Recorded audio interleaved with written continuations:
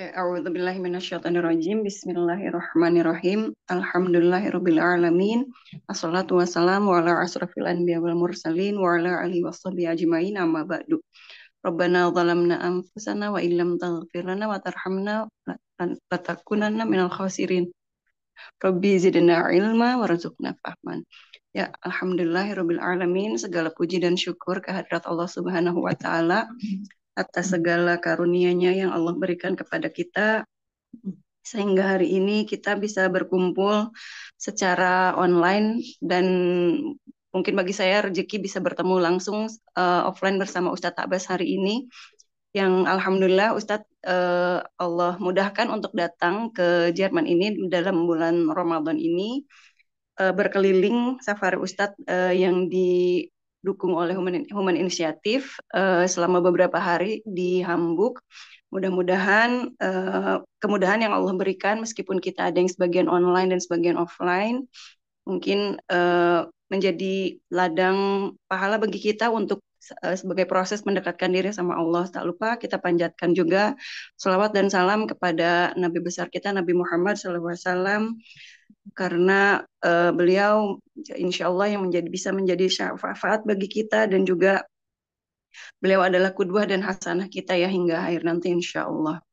Baiklah, untuk menambah keberkahan pertemuan kita hari ini, insya Allah akan dibacakan tilawah oleh adik kita yang bernama oleh Hafsah, dan terjemahannya akan dibacakan oleh Ibu Nenden, insya Allah. Bagi yang ingin menyimak, dipersilahkan membuka surat An-Nisa ayat 135 sampai 136.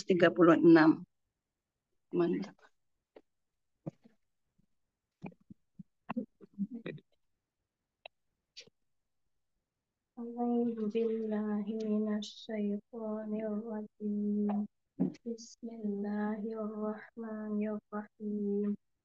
Ya ayyuhalladzina amanu qawwamina bil qisti syuhada'a lillahi walau 'ala anfusikum. كونوا قوامين بالقسط شهداء لله ولو على أنفسكم أو الوالدين والأقربين إن يكن غنيا أو فقيرا فالله أولى بهما فلا تتبعوا الهوى أن تعدلوا وإن تلووا أو تعرضوا فإن الله كان بما تعملون خبير. وإن تلووا أو تعرضوا فإن الله كان بما تعملون خبيرا. يا أيها الذين آمنوا بالله ورسوله والكتاب الذي نزل على رسوله آمنوا بالله ورسوله والكتاب الذي نزل على رسوله والكتاب الذي أنزل من قبل ومن يكفر بالله وملائكته وكتبه ورسله واليوم الآخر فقد ضل ضلالا بعيدا. Sadaqallahu adzim. Dengan menyebut nama Allah yang Maha Pemurah lagi Maha Penyayang. Wahai orang-orang yang beriman, jadilah kamu penegak keadilan, menjadi saksi karena Allah walaupun terhadap dirimu sendiri atau terhadap bapak dan kaum kerabatmu. Jika dia kaya atau miskin, maka Allah lebih mengetahui. Maka janganlah kamu mengikuti hawa nafsu karena ingin menyimpang dari kebenaran. Dan jika kamu memperbalikkan kata-kata atau enggan menjadi saksi, maka ketahuilah Allah Maha teliti terhadap segala apa yang kamu kerjakan. Wahai orang-orang yang beriman, tetaplah beriman kepada Allah dan Rasul-Nya, dan pada kitab yang diturunkan kepada Rasul-Nya, serta kitab yang diturunkan sebelumnya. Barang siapa ingkar kepada Allah, malaikat-malaikatnya, kitab-kitabnya, rasul-rasulnya, dan hari kemudian, maka sungguh orang itu telah tersesat sangat jauh. Maha benar Allah yang Maha Agung. Jazakumullah khairan kepada Prof dan Bu Nenden atas pembacaan ayat suci Al-Qur'annya. Semoga bisa kita adaburi dan kita aplikasikan ya dalam kehidupan kita bahwa dan menambah keberkahan kita. Baiklah, di grogi ya. Insya Allah nggak ada pengumumannya, Mbak. Ya. Insya Allah tidak memperpanjang waktu lagi. Atau sedikit saya bacakan dulu profilnya Ustadz Abbas ya. Sebentar. Ustadz ini sedikit profil mengenai pembicara kita hari ini. Beliau adalah Dr. Abbas Mansur Tamam yang pendidikan beliau Madrasah Aliyah dari Darussalam Ciamis selesai tahun 1991. Beliau kelahiran Ciamis dan berarti ahli Sunda, asli dari Sunda ya Ustadz ya. Ini ahli Sunda ini, asli Sunda gitu ya. Jadi, kemudian beliau sempat sekolah di Institut Agama Islam Darussalam di Ciamis sampai tahun 92. Dan kemudian melanjutkan S1 hingga doktorannya di Al-Azhar ya Ustadz. Jurusannya mengenai akidah dan filsafat, Masya Allah. Kemudian aktivitas beliau itu hingga hari ini menjadi dosen tetap di Sekolah Pascasarjana Universitas Ibnu Khaldun Bogor. Kemudian ketua Magister Pendidikan Agama Islam dan agama Islam di Bogor juga gitu berserta dari 2017 hingga sekarang gitu. Masih juga menjadi dosen tidak tetap di Sekolah Kajian Strategik dan Global atau SKSG Sekolah Pascasarjana Universitas Indonesia Salemba Jakarta. Nah, dan aktivitas lainnya lagi gitu ya. Terus pengalaman dakwah beliau ini pengasuh kajian tafsir Ibnu Katsir di Masjid Arisalah Komplek Daristan Platinum Depok.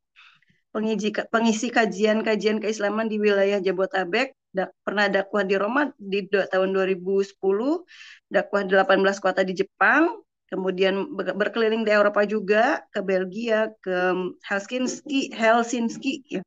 Terus kemudian pernah ke Jerman tahun 2012, berkeliling dari Hannover, Bremen, Göttingen, dan sempat ke IWKC 2013 kembali lagi ya Ustadz ya, selama 1 bulan kalau nggak salah Ustadz, 1 bulan Ramadan juga ya, Masya Allah.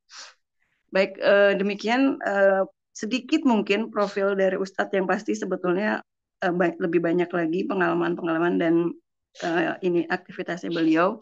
Insya Allah karena beliau dokter di bidang akidah, insya Allah hari ini tema yang kita usung juga untuk bagi kita sebagai wanita, bagaimana sih gitu apa tuh namanya akidah sebentar.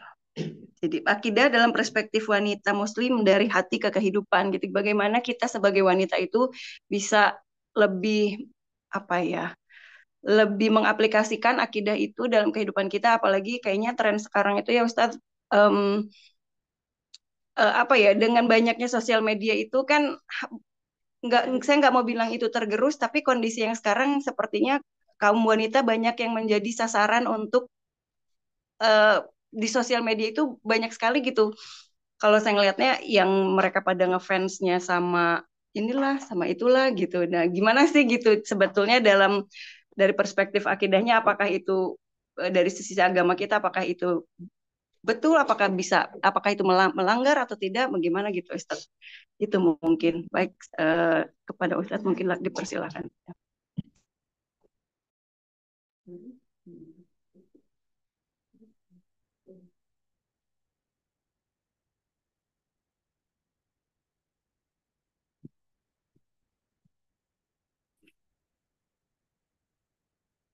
Ya, Bismillahirrahmanirrahim. Assalamualaikum warahmatullahi wabarakatuh. Alhamdulillahirabbil alamin. Wassalatu wassalamu ala sayyidil mursalin wa ala alihi wa ashabihi ajma'in. Rabbi israh li sadri wa yassir li amri wa hlul 'uqdatam min lisani yafqahu qawli. Ibu-ibu, bapak yang saya muliakan, mobil khusus tuan rumah kita, Bapak Trias dan Ibu, ya, mudah-mudahan Allah Subhanahu wa taala berikan keberkahan pada kita semua di bulan suci Ramadan ini dan mudah-mudahan Allah anugerahkan kepada kita ampunan dan rahmatnya. Amin. Ya Rabbal Alamin.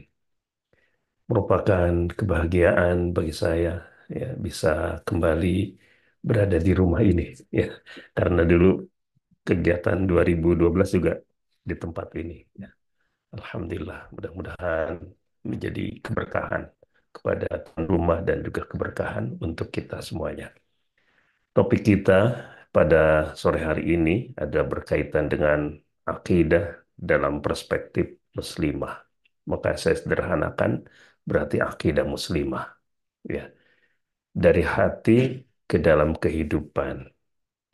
Iman itu ada di dalam hati. Ya, jadi akidah yang ada di dalam hati atau apa yang ada di dalam hati itu adalah akidah itu dan persisnya adalah keimanan.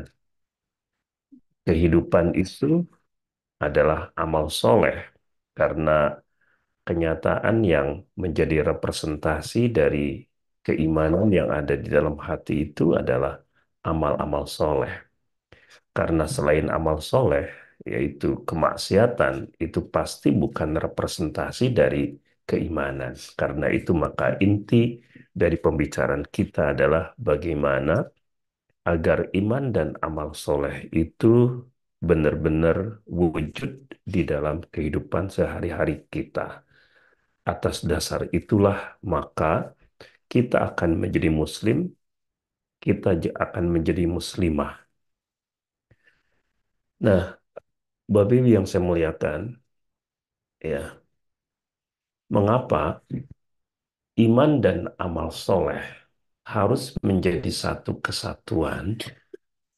Karena dalam akidah ahli sunnah wal jamaah, amal soleh itu tidak bisa dilepaskan dari iman.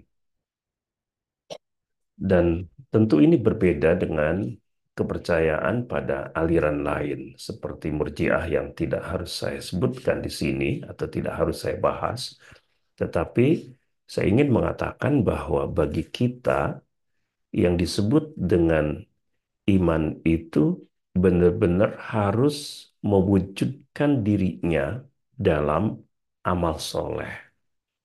Kalau kita belum berhasil mewujudkan keimanan itu dalam bentuk amal-amal soleh dalam kehidupan sehari-hari kita, maka keimanannya itu baru sebuah romantisme, baru sebuah pengakuan. Padahal di dalam hadis itu dikatakan laisal imanu bittahalli. Iman itu bukan romantisme, wala bittamanni, bukan juga merupakan angan-angan. Walakin ma waqqara bihi al-qalbu wa saddaqahu al-amal. Tetapi yang disebut dengan iman adalah sesuatu yang sangat kuat, mengakar di dalam hati, lalu dibenarkan oleh amal-amalnya. Karena itu maka antara hati dengan amal itu harus sinkron bagi seorang mukmin. Karena ketika adanya ketidaksinkronan antara apa yang ada di dalam hati dengan apa yang lahir dalam bentuk kegiatan sehari-hari kita, maka bisa saja itu menunjukkan tentang tanda-tanda kemunafikan. Kan begitu ya. Makanya di dalam hadis semua kita insya Allah tahu, ya hadisnya adalah bahwa ciri kemunafikan itu ada tiga. Kalau dia berbicara, dia bohong. Kalau dia eh, apa berjanji, ya dia mangkir dengan janji yang sudah dia sampaikan. kalau diberikan amanat, dia khianat dengan amanat yang diembankan kepadanya. Nah, hadis tadi itu menunjukkan tentang kemunafikan orang yang atau ciri-ciri kemunafikan orang mukmin. Maksudnya apa itu ya? Jadi kemunafikan itu ada orang munafik dalam arti kafir ya. Dia menyembunyikan kekufuran yang ada di dalam hatinya, lalu kemudian dia memperlihatkan kepada orang lain sebagai seorang mukmin. Nah, itu adalah kafir di sisi Allah. Tapi ada orang yang di dalam hatinya itu ada keimanan, tapi tidak sinkron dengan amal-amal perbuatannya. Dia beriman kepada Allah, beriman kepada Rasul, beriman pada hari akhir, tapi ketika dia berbicara, dia bohong. Ketika dia berjanji, dia mangkir dengan janjinya. Ketika diberikan amanat, dia khianat dengan amanatnya. Nah, jadi ketidaksinkronan antara hati dengan amal itu bisa membuat seseorang disebut memiliki tanda-tanda ke kemunafikan. Oleh karena itu, maka definisi ya iman menurut kita ahli sunnah wal jamaah adalah membenarkan semua perkara keimanan dengan hati, ya hati, karena inti dari keimanan itu apa yang ada di dalam hati. Lalu kemudian mengikrarkan dengan lisan, maka kita memahami ya syahadat itu merupakan bagian dari ya keimanan, sehingga orang yang tadinya tidak beriman lalu kemudian dia memutuskan untuk beriman, maka dia dituntut untuk melafalkan dua kalimat syahadat, asyhadu an la ilaha illallah wa asyhadu anna muhammadar rasulullah. Dan yang ketiga adalah beramal dengan anggota badan. Oleh karena itu, maka sampai di sini kita bisa memahami bahwa yang disebut dengan iman dan amal soleh itu menjadi satu kesatuan yang tidak bisa dipisahkan. Nah, oleh karena itu, ada dua hubungan yang timbal balik atau ada hubungan yang timbal balik antara iman dengan amal soleh dan amal soleh terhadap iman. Pertama, bahwa iman itu memiliki peran yang sangat signifikan terhadap lahirnya atau kemampuan untuk beramal, terhadap kemampuan untuk memiliki akhlakul karimah. Ya, kenapa? Karena orang yang tidak memiliki iman tentu akan berat untuk melakukan pekerjaan-pekerjaan yang murni sebagai tuntutan dari keimanan kepada Allah. Ya, misalnya Rasul itu kalau melihat para sahabatnya untuk melihat apakah orang-orang yang ada di sekitar Rasul itu benar merupakan sahabatnya, artinya adalah orang yang benar-benar beriman, ataukah mereka sebenarnya adalah orang yang ngaku-ngaku beriman padahal tidak beriman, alias kufur. Ini adalah orang munafik itu. Maka yang jadi ukuran apa? Yang jadi ukuran adalah dia mampu nggak melakukan perbuatan-perbuatan yang sulit. Apa perbuatan yang sulit bagi orang-orang yang tidak beriman kepada Allah dan Rasul-Nya adalah sholat berjamaah Isya dan sholat berjamaah subuh gitu ya.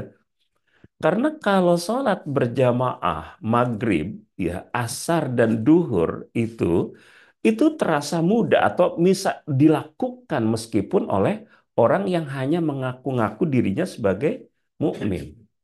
Tapi ketika harus melakukan satu pekerjaan yang sangat berat, seperti harus datang ke masjid, ya untuk sholat Isya dan sholat subuh, itu sangat berat. Karena itu kalau ada sahabat atau orang yang maghrib datang ke masjid, tapi kemudian Isya dan subuh tidak datang ke masjid. Nah, ini tanda tanya bagi Rasul. Jangan-jangan dia sebenarnya adalah orang munafik, gitu ya.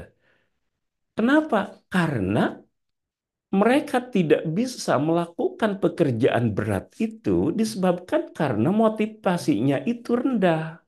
Jadi energinya itu lemah, gitu. Karena itu maka iman yang kuat, iman yang berdaya akan menjadi daya dorong kita mampu melaksanakan amal-amal yang luar biasa, ya, yang luar biasa. Nah, karena itu maka apapun amal yang kita lakukan itu akan menjadi amal yang sempurna kalau keimanannya sempurna.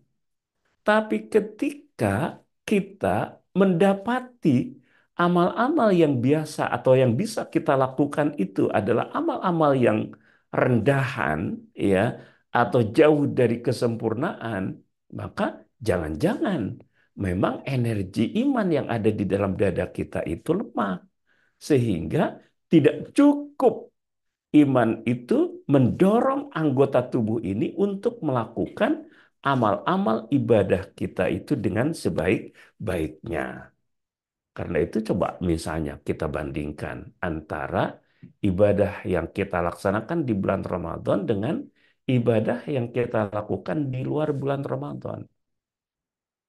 Rata-rata kita, saya yakin semua kita memiliki pengalaman yang sama bahwa ketika kita beribadah di bulan Ramadan itu sholatnya lebih khusyuk, ya.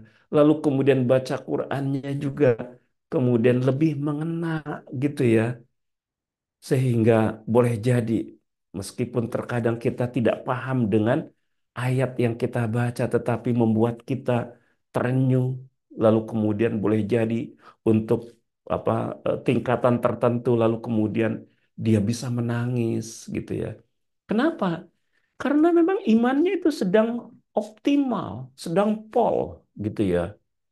Kenapa? Gitu ya. Karena iman yang ada di dalam dada kita itu mempengaruhi amal, lalu kemudian amal-amal yang kita lakukan juga akan menguatkan keimanan itu, sehingga ibadah-ibadah yang kita lakukan sebenarnya adalah mirip ketika kita ngecas, ya. Jadi ketika kita merasa lemah, lalu kemudian kita memaksakan untuk melakukan amal soleh, maka amal soleh itu akan menjadi ringan, gitu ya. Awalnya berat, tetapi pada akhirnya semakin ringan. Kenapa semakin ringan? Karena energi, ya, ibadah itu kemudian memperkuat ibadah, memperkuat akidah yang ada di dalam dada kita, lalu kemudian kemampuan kita untuk beramal itu menjadi lebih ringan, gitu ya. Karena itu maka kalau kita merasa sulit untuk melakukan amal soleh, maka ada satu doa yang sangat mujarab, yang sangat mustajab, agar kita menjadi orang yang mudah melakukannya. Kira-kira apa doa itu, Bapak Ibu? Doanya sederhana. Allahumma paksakan. Gitu ya. Allahumma paksakan. Jadi paksakan. Ya. Nanti ketika kita memaksakan akan ringan dengan sendirinya. Gitu. Jadi kalau misalnya kita baca Al-Quran terasa berat banget. Paksakan saja. Nanti misalnya satu ayat sudah kita lewati, ya itu akan menjadi lebih ringan, lebih ringan. Lalu kemudian kita bisa menikmatinya.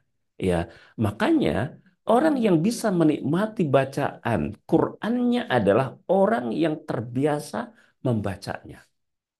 Saya punya satu pengalaman Bapak Ibu begini. Saya dalam sholat subuh itu mengimami lalu membaca surat Al-Haqqah. Ini pengalaman yang bagi saya itu tidak terlupakan.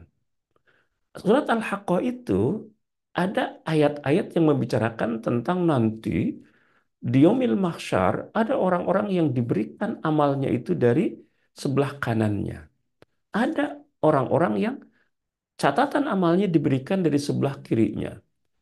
lalu kemudian mendapatkan azab Allah, na'udzubillah. Saya ketika mengimami itu tidak menangis. Tapi saya jadi menangis gara-gara ada jamaah yang menangis. Jadi siapa yang duluan menangis? Jamaah ternyata. Maka dalam hati saya, pikiran saya, ini jamaah siapa nih? Kok dia mendahului imam menangis? Imamnya belum menangis gitu ya. Jamaahnya sudah menangis. Lalu kemudian setelah salam, saya menatap ke belakang. Dan saya mendapati seorang jamaah yang masih berkaca-kaca itu. Saya bisa pastikan bahwa dia yang menangis. Lalu kemudian setelah dzikir selesai, saya ngobrol dengannya. Saya tanya, Bapak, memang Bapak mengerti dengan ayat-ayat yang tadi saya baca? Dia bilang, enggak.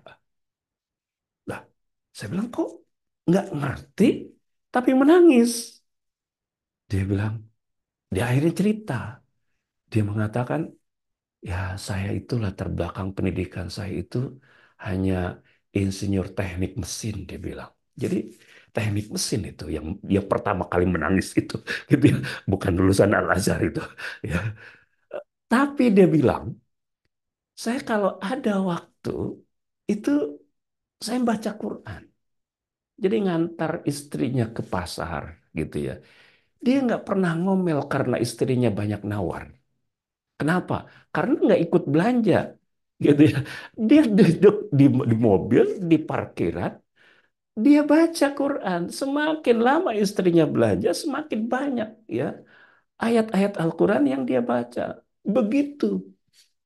Karena itu maka meskipun tidak persis dia paham dengan makna lafal-lafal ayat, tetapi dia bisa menangkap itu ayat azab, itu ayat yang berkaitan dengan apa? Nikmat. Karena itu dia dengar ayat-ayat tentang azab, maka dia menangis. Ya, dia dengar ayat-ayat tentang nikmat, dia bergembira. Meskipun persisnya kandungan makna dari setiap lafal ayat-ayat itu dia tidak begitu paham. Begitu ya. Nah, jadi ini ada peran timbal balik antara iman melahirkan amal, amal memperkuat iman. Ya, karena itu Imam Al-Bukhari mengatakan, ya, aku bertemu dengan lebih dari 1.000 ulama di berbagai penjuru dunia. Maksudnya Imam Bukhari gurunya itu lebih dari 1.000 ya. Itulah jarak antara kita dengan Imam Bukhari itu kan bisa diukur karena banyaknya guru gitu ya. Imam Bukhari gurunya lebih dari 1.000. Beliau mengatakan tidak ada seorang pun di antara mereka yang berbeda. Mereka mengatakan iman itu bertambah dan berkurang. Bertambah dengan amal soleh, berkurang dengan dosa, dengan kemaksiatan. Jadi kalau kita melakukan amal soleh itu akan menambah iman kita. Tapi ketika kita melakukan suatu perbuatan dosa, maka itu akan menggerus keimanan kita. Karena itu berhati-hati dengan perbuatan dosa.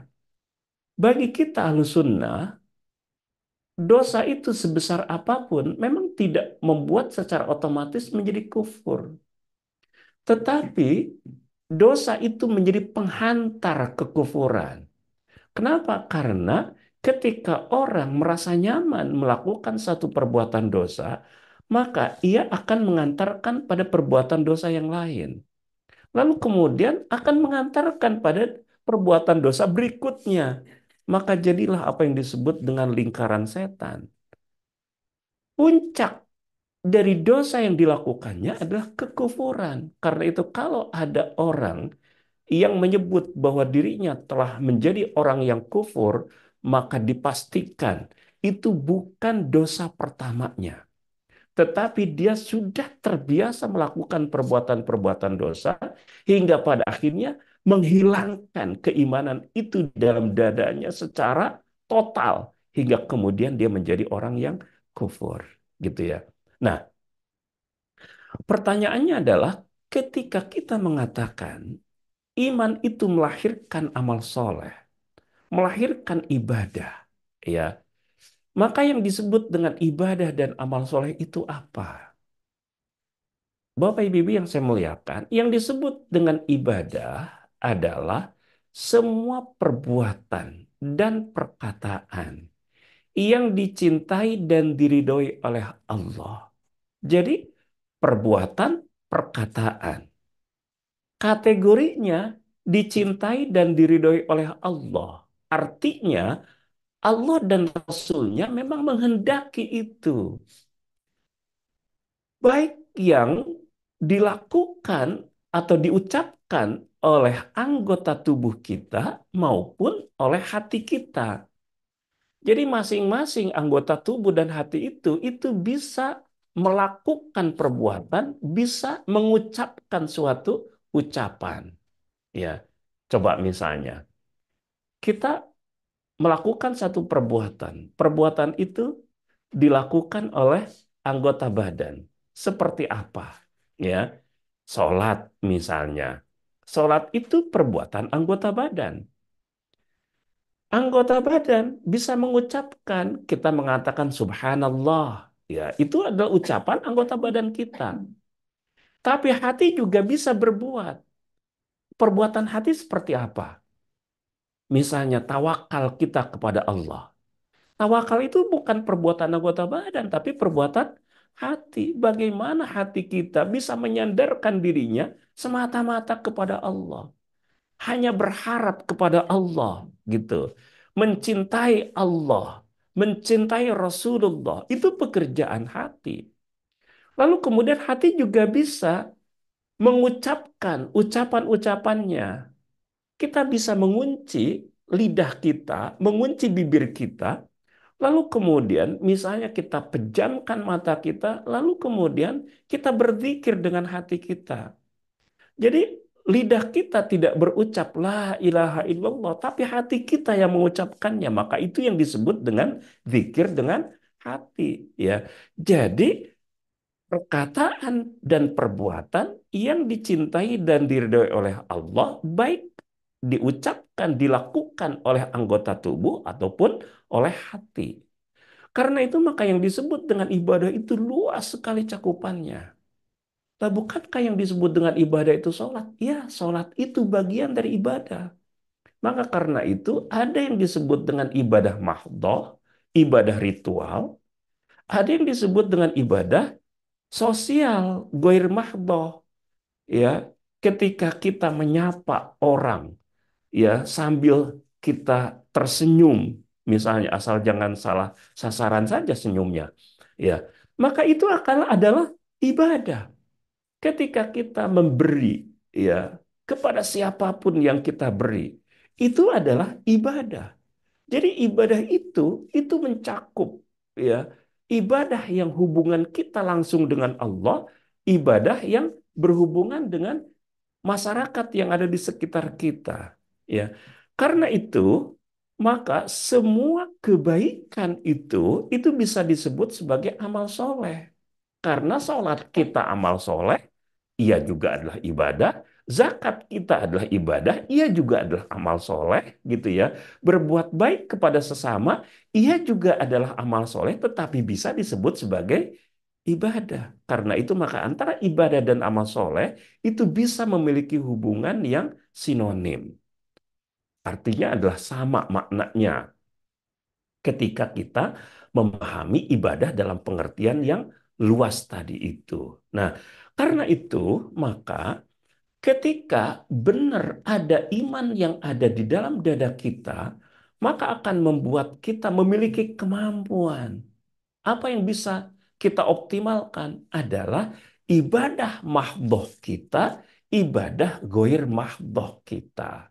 Jadi kepada Allah kita akan beramal soleh, kepada sesama juga kita akan beramal soleh. Inilah perwujudan iman yang sejati. Ketika iman itu benar-benar berdaya ada di dalam dada kita.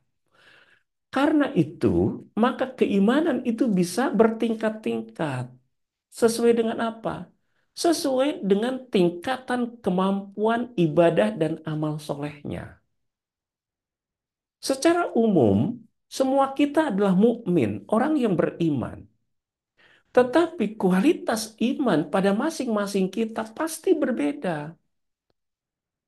Jadi kalau di sini ada 20 orang mukmin, maka dimungkinkan itu ada 20 tingkat keimanan. Karena itu Al-Baihaqi mengatakan bahwa haram hukumnya kita mengatakan bahwa keimanan saya, keimanan para nabi, keimanan para malaikat itu sama.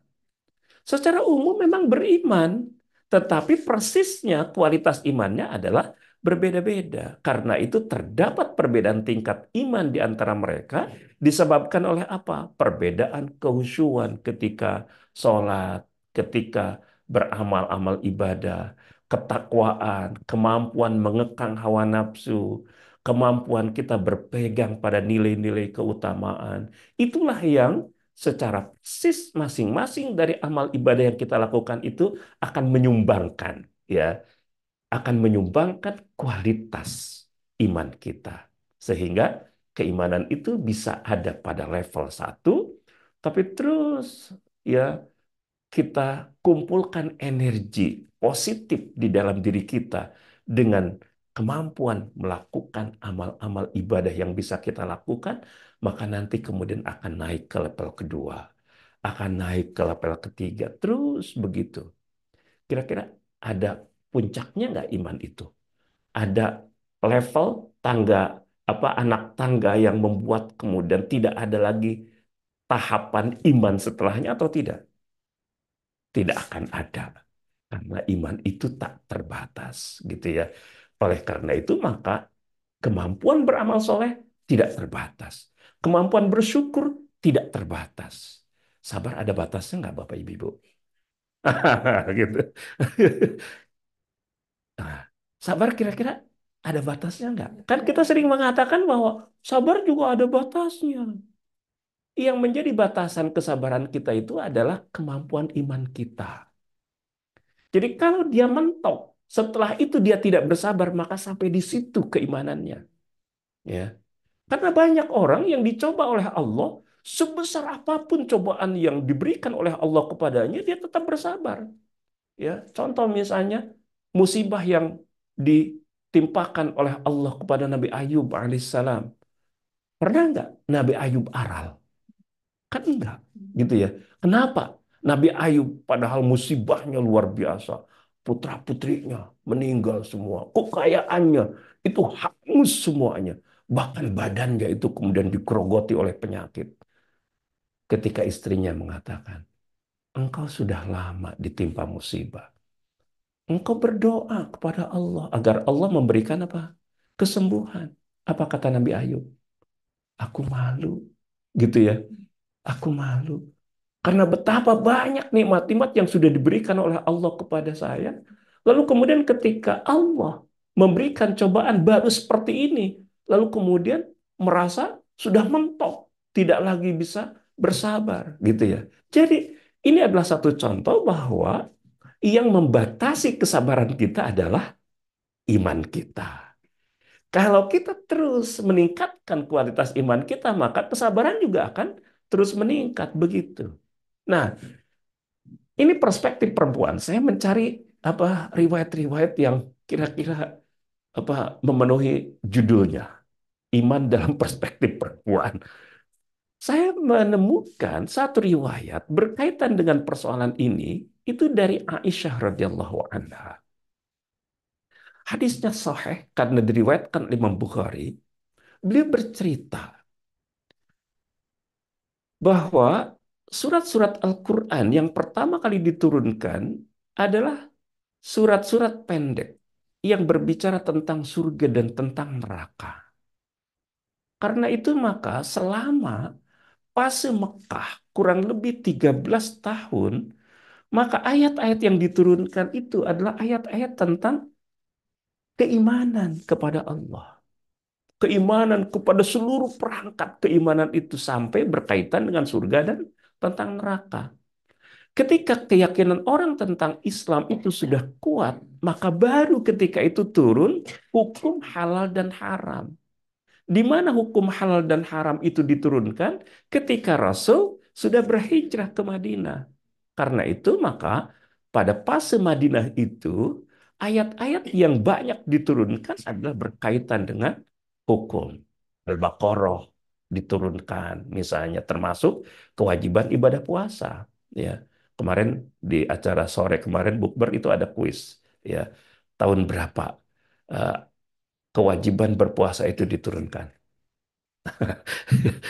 Tahun berapa Bapak Ibu? Gitu. Nah, tahun kedua Hijriah. Artinya adalah tahun kedua setelah Rasul hijrah. Karena memang fase Madinah itu adalah fase hukum, ya. Nah, Aisyah mengatakan jika yang pertama kali turun itu adalah ayat larangan, janganlah kalian minum khamr. Mereka akan mengatakan kami tidak akan meninggalkan minum khamr selamanya. Jika yang pertama kali turun itu adalah larangan, janganlah kalian berzina. Mereka akan mengatakan kami tidak akan meninggalkan zina selamanya. Jadi ada dosa-dosa yang sangat berat untuk ditinggalkan oleh orang ketika ia sudah menjadi candu. Ya, Homer itu menjadi candu. Artinya orang kemudian sulit untuk meninggalkannya. Karena itu kenapa ya dosa-dosa yang menjadi candu itu kemudian banyak yang hududnya itu dirajam atau dijal ya. Konon kata para ahli saraf ya neurologi itu karena kecanduan semacam itu, kecanduan seksual, kecanduan alkohol itu sulit ditinggalkan ya kecuali saraf bagian belakang yang ada di punggung yang tempatnya itu rada dalam gitu ya sehingga tidak akan tersentuh kecuali dengan cambukan itu kemudian harus disentuh itu ya, barulah kemudian orang akan terbiasa untuk mampu atau meninggalkannya gitu ya. Nah, karena itu maka dosa-dosa yang besar seperti ini yang sulit ditinggalkan itu akan menjadi sulit ditinggalkan kecuali karena imannya itu sudah sangat kuat gitu. Maka kemudian menjadi mudah untuk meninggalkan hal-hal yang berat itu ya.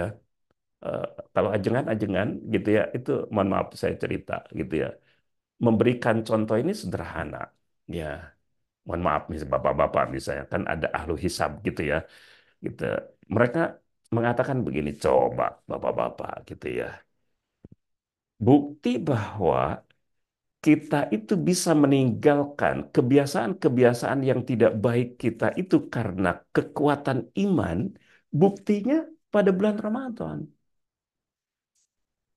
Yang biasa gitu ya, ahli hisab di bulan Ramadan bisa nggak meninggalkannya? Bisa gitu ya. Tapi kenapa pada bulan yang lain itu tidak bisa gitu? Nah ini bukti gitu ya bahwa semua itu menjadi mudah kita tinggalkan karena apa? Ini iman ada di dalam dada kita. Ketakwaan kita bulan Ramadan itu memuncak. Karena itu kebiasaan-kebiasaan buruk itu mudah untuk ditinggalkan. Persis seperti yang dikatakan Aisyah radhiyallahu anha ini, ya.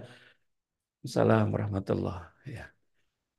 Karena itu kemudian Aisyah melanjutkan ayat-ayat yang turun kepada Muhammad di Mekah ketika itu pada masa ketika aku adalah seorang anak perempuan yang suka bermain adalah berkaitan tentang apa? Ya, bercerita tentang hari kiamat. Sedangkan surat Al-Baqarah dan surat An-Nisa ini adalah surat-surat yang berbicara tentang hukum itu diturunkan ketika aku sudah bersamanya di Madinah. Gitu ya. Artinya apa ketika di Mekah, pada fase Mekah, Aisyah itu kan masih sangat belia, gitu ya. Sehingga ketika menjelang hijrah, ya, Aisyah itu baru berusia 7 tahun. Lalu kemudian dinikahi oleh Rasulullah SAW dan menjadi keluarga baginda Rasulullah itu ketika Aisyah atau ketika sudah berada pada fase Madinah dan ketika itulah hukum-hukum kemudian diturunkan oleh Allah. Nah, jadi ketika itu maka ayat-ayat Al-Quran itu menjadi sangat efektif. Itu berdampak pada lahirnya amal. diceritakan bahwa ketika ayat tentang larangan minum khamr itu final diturunkan, bahwa khamr itu rijsun min amali syaitan, maka ketika masih ada sahabat yang nyimpen khamr, arak di rumahnya, bahkan ketika ada sahabat yang mau menegak khamr, mendengar bahwa khamr itu rijsun min amali syaitan, fajtanibu, bahwa khamr itu harus ditinggalkan karena ia adalah keji dan merupakan perbuatan setan, mereka lemparkan. Tidak harus kemudian menunggu, ini kesempatan terakhir, gitu ya. Jadi mendengar langsung diamalkan, ya. Cerita tentang kewajiban hijab kepada perempuan, maka setiap perempuan yang mendengar perintah untuk menutup aurat sampai ke dadanya, mereka tidak harus menunggu untuk mencari model jilbab paling anyar, gitu ya.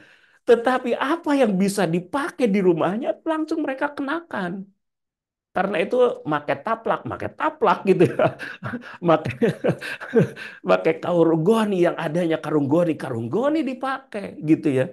Kenapa itu menjadi begitu? Karena iman sudah penuh di dalam dadanya. Begitu ya. Nah, jadi benar-benar ketika kita memiliki iman yang pol di dalam dada kita, maka insya Allah kemampuan untuk beramal solehnya itu akan luar biasa. Karena itu contoh bagaimana Rasulullah memiliki kemampuan, ya, memiliki akidah yang pol, lalu kemudian bisa berdampak pada kemampuan melakukan amal soleh yang luar biasa, itu diceritakan dalam riwayat Imam Al-Bukhari. Uqbah bin Al-Harith itu mengatakan bahwa dia sholat asar bersama Rasulullah di Madinah. Setelah sholat asar selesai, Rasul itu langsung pergi.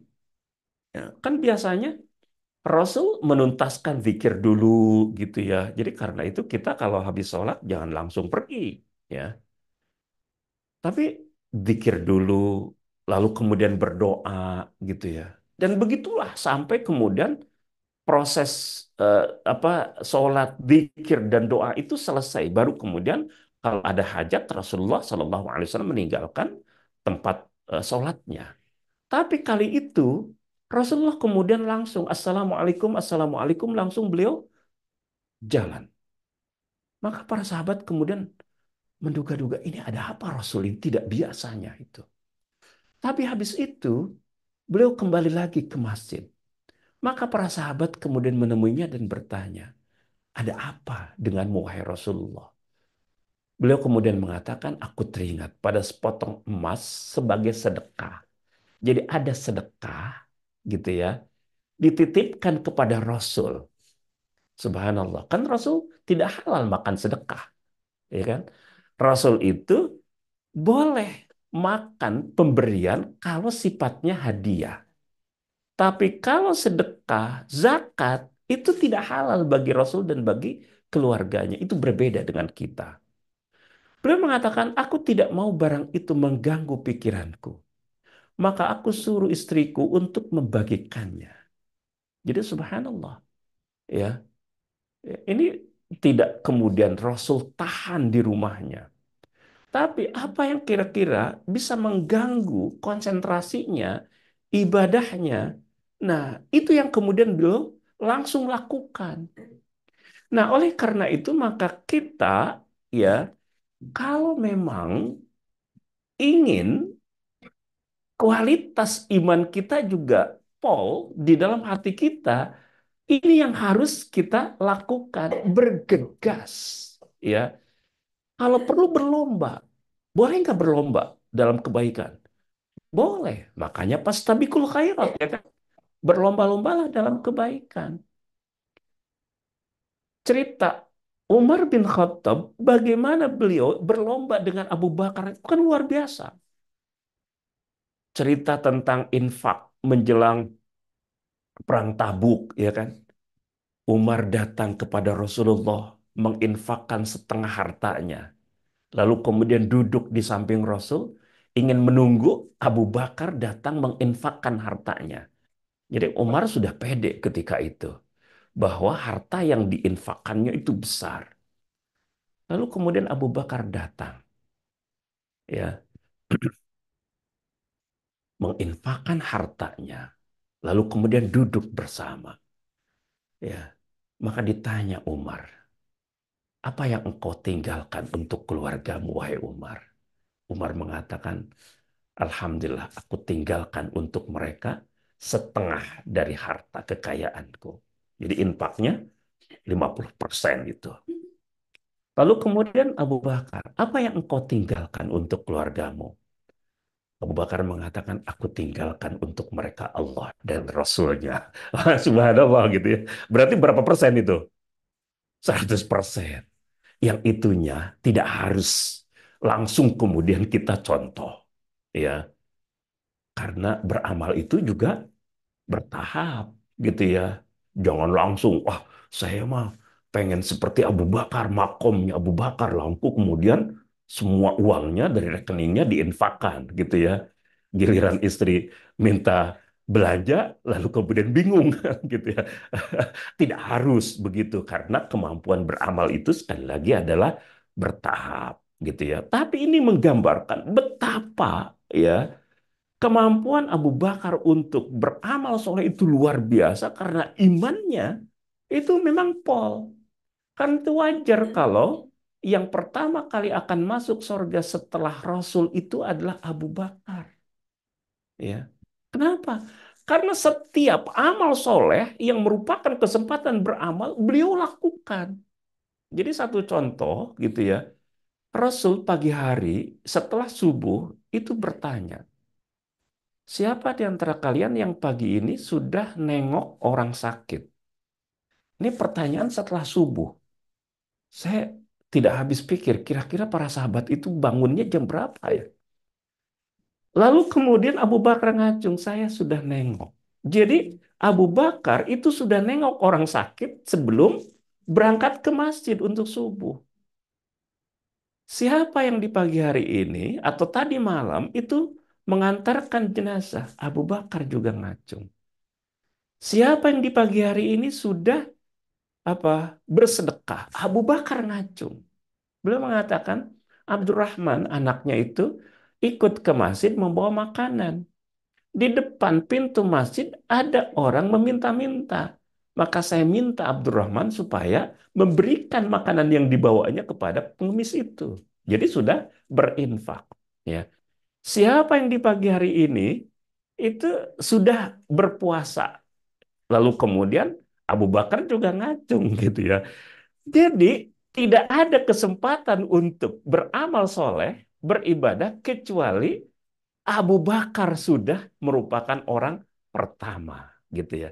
Nah, oleh karena itu maka wasari'u, bergegaslah ila magfiratin mir rabbikum, menuju ampunan dari Tuhanmu, wa jannatin arduhas samawati wal ardu, dan surga yang luasnya seperti langit dan bumi, uiddat lil muttaqin, yang disediakan bagi orang yang bertakwa. Bergegaslah, karena itu maka hidup ini tidak sepatutnya berleha-leha gitu ya. Oke, Bapak Ibu yang saya muliakan, ya, saya ingin, karena waktu kita, ya, saya ingin loncat ke persoalan. Kira-kira dengan amal-amal yang biasa kita lakukan hari ini,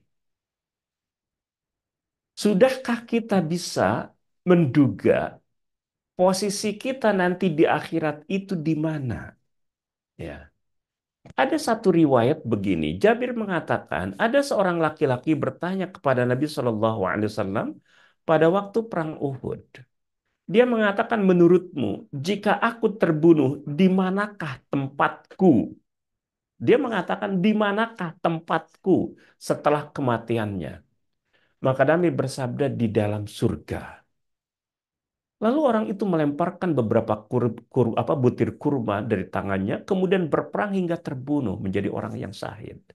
Dia berani melakukan keputusan itu. Kenapa? Karena mendapatkan jaminan bahwa kalau dia meninggal sebagai syahid, tempatnya adalah surga. Nah, untuk makom itu ketinggian bagi kita, gitu ya. Tapi kan kita bisa berupaya semaksimal yang bisa kita lakukan. Maka pertanyaannya adalah, jika suatu atau jika pada waktunya Allah panggil kita, kira-kira di mana tempat kita setelah kematian kita? Pertanyaan ini yang harus menjadi pertanyaan besar kalau kita serius untuk menjelmakan iman itu benar-benar berdaya di dalam dada kita. Karena itu maka ada satu kaidah Bapak Ibu semua, ya. Setiap orang itu akan meninggal dalam keadaan melakukan apa yang dibiasakannya. Lalu akan dibangkitkan dalam keadaan sebagaimana dia wafat. Ini kaidah, ya. Ibnu Katsir menulisnya di dalam kitab tafsirnya, Ibnu Katsir, bahwa an-nasu yamutu ala ma'asya alaihi. Orang itu akan diwafatkan dalam keadaan melakukan perbuatan-perbuatan yang biasa atau yang dia biasakan sepanjang hidupnya. Jadi kalau ada orang yang meninggal dalam keadaan sujud, kan banyak ya. Orang yang dalam keadaan sujud, dia tidak bangun lagi, lalu kemudian dilihat, sudah tidak ada. Maka kemungkinan sangat besar adalah bahwa sujud alias sholatnya itu merupakan amal yang menjadi amal unggulannya. Ada orang, saya punya ada beberapa paling tidak gitu ya, orang-orang yang saya kenal ya, itu meninggal dalam keadaan berkhutbah, dalam keadaan berada di atas mimbarnya ketika berceramah. Kenapa? Sangat mungkin itu memang kebiasaannya. Saya Muhammad Al-Ghazali pernah mengatakan begini. Saya dengar di televisi ketika beliau itu mengatakan itu. Beliau mengatakan, saya ingin diwafatkan ketika saya menyampaikan ilmu. Lalu saya ingin dimakamkan di Baqi'. Artinya adalah dimakamkan di mana? Di Madinah. Qadarullah, subhanallah. Beliau di penghujung usianya diundang ke Riyadh. Dalam satu seminar, beliau sedang berbicara, lalu kemudian Allah panggil.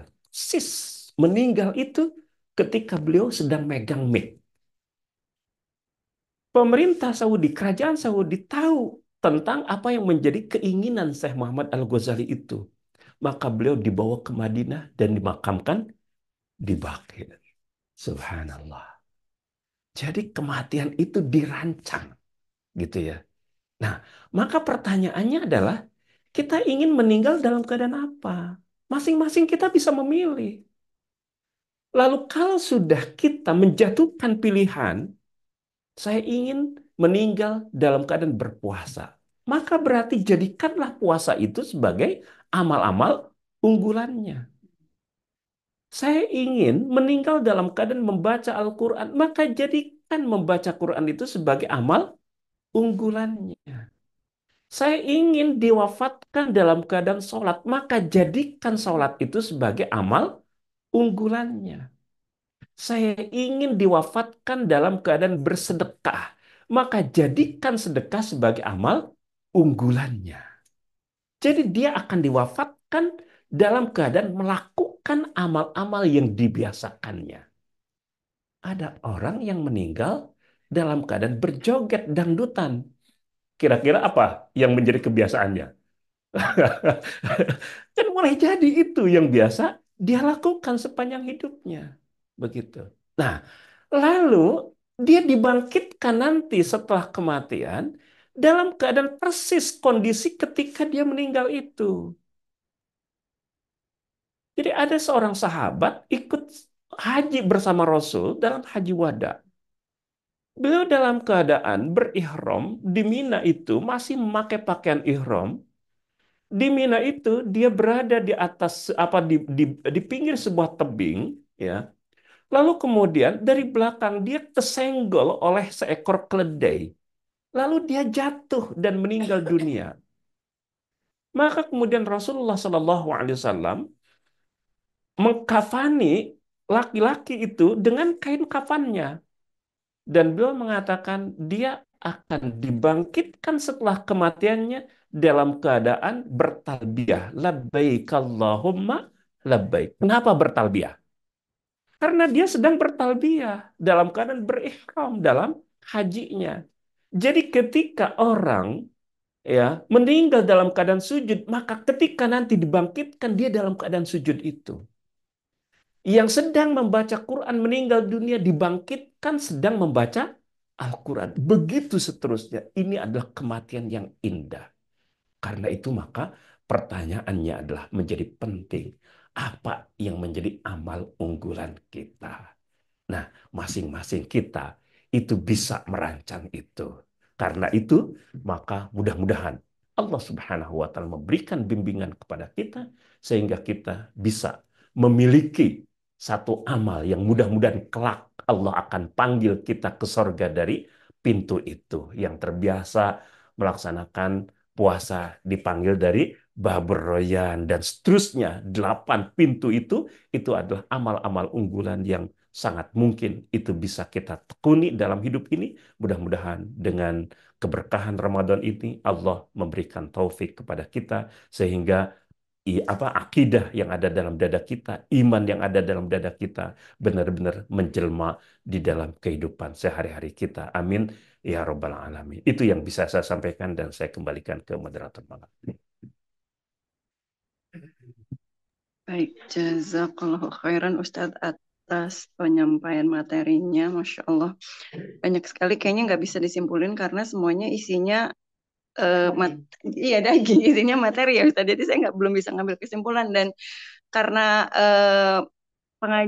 kajian muslimah ini ada 2 sesi hingga hari Rabu Ustadz. Jadi kita tidak ada pertanyaan kali ini. Jadi bagi ibu-ibu yang online pertanyaannya ditahan dulu hingga hari Rabu gitu nanti dan kuis juga insya Allah hari Rabu mungkin nanti bisa dilanjutkan dari materi ininya Ustadz hari Rabu insya Allah hibrid juga di masjid siang hari. Jadi ibu-ibu yang ada di Zoom insya Allah hari Rabu kita akan ada kajian lagi jam 1 siang. Jadi yang ada pertanyaan silahkan dicatat dari sekarang. Kemudian nanti mungkin bisa disampaikan ketika hari Rabu. Karena sebentar lagi, 10 menit lagi insya Allah kita akan waktu berbuka. Jadi ini waktu-waktu mustajab dimohonkan kepada Ustadz untuk sekiranya kita berdoa sebelum ditutup ya Ustadz insya Allah. Baik, Bapak Ibu, mari kita bersama-sama memanjatkan doa kita kepada Allah. Ini adalah saat-saat yang mustajab.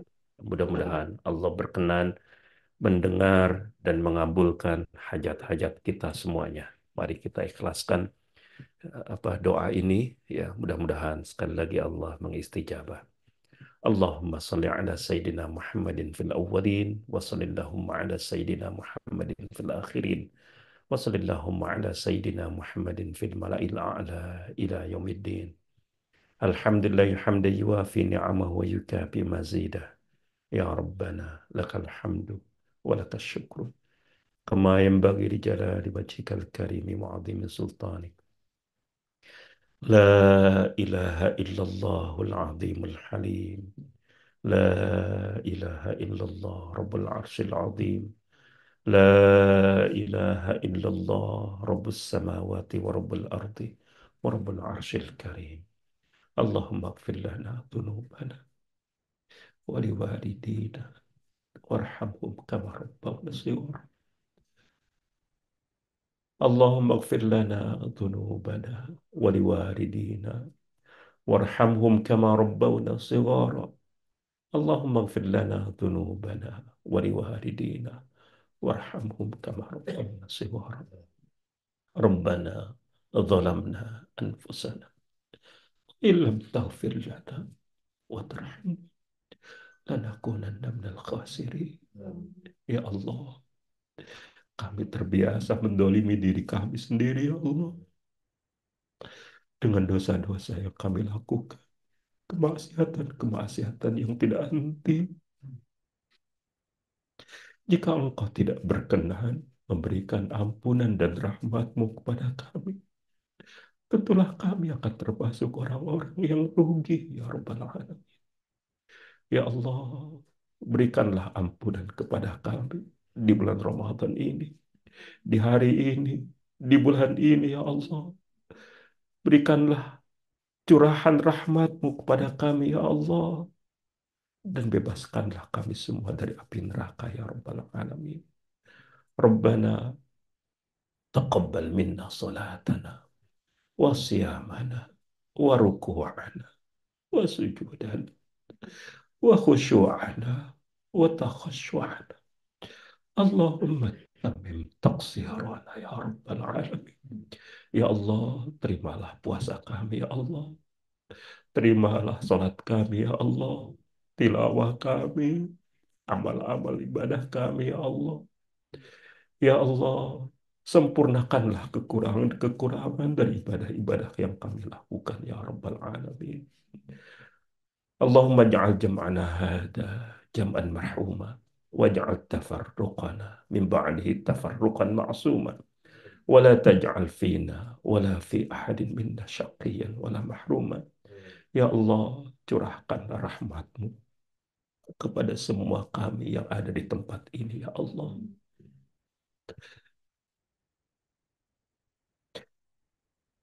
Jika kami berpisah dari tempat ini, jangan Engkau jadikan seorang pun dari kami termasuk orang-orang yang celaka, ya Allah. Rabbana atina fid dunya hasanah wa fil akhirati hasanah wa qina adzabannar walhamdulillahi rabbil alamin. Al-Fatihah.